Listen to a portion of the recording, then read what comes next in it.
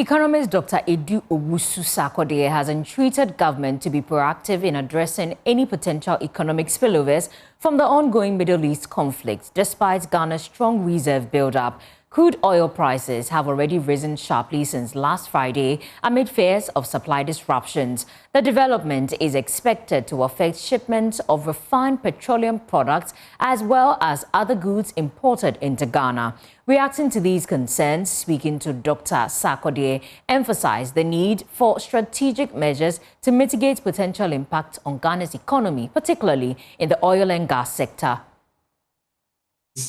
Escalate and inflation rises, BOG will be forced to raise their policy rates, and this will translate into high lending costs or borrowing costs. And you don't want that. This will compound the cost of living in the country, because almost even the charcoal seller will end up increasing the price of charcoal because of how import dependent our economy is. And that's why we always preach that we should go back to the old school of industrializing the country, because once you have industrialized, some of these things could be averted. But hey, we have to, like I said, the government has to be proactive, especially leveraging on the windfall. Like I said, Ghana, we also export crude oil.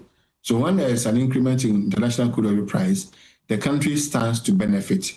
The government can use the windfall, the difference between the budgeted amount and the actual amount, which is positive, to reduce the taxes and levies on the export price to cushion us. I think that the government can do it.